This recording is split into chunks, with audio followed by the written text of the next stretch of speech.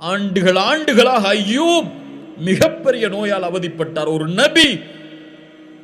நோய் என்பது எல்லாருக்கும் பொதுவானது. அல்லாஹ் யாரை நோயை கொண்டு சோதிக்க நாடுகிறானோ சோதிப்பான். எப்படி அல்லாஹ் வெளியாக்கினான்? அன்னி மஸ்ஸனிய துர் வ அன்த அர்ஹமுர் ராஹிமீன்.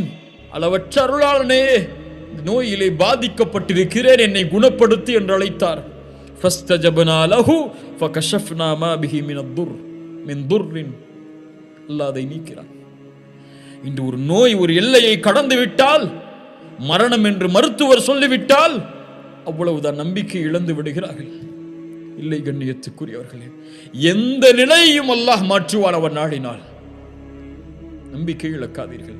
உங்கள் மரணத்தின் கடைசி முடிவு வரை அல்லாஹ் என் நோயை குணப்படுத்துவான் என்றால் நம்பிக்கையில் அல்லாஹுவை அழைத்தால், ரசூலுல்லாஹி ஸல்லல்லாஹு அலைஹி வஸல்லம் சொன்னார்கள், நம்பிக்கையோடு அழையுங்கள், உறுதியோடு அழையுங்கள், என் ரப்பு குணப்படுத்துவான். வற்புறுத்துங்கள் அவனை, என்னை குணப்படுத்து என்று. அவனை யாரும் வற்புறுத்தி விட முடியாது. உங்களுடைய ரப்பு அவன். وَإِذَا سَأَلَكَ عِبَادِي عَنِّي فَإِنِّي قَرِيبٌ. என்னை பற்றி கேட்டால் நபியே நீங்கள் சொல்லுங்கள், நான் அவர்களுக்கு அருகாமையில் இருக்கிறேன் என்று. சுப்ஹானல்லாஹ்.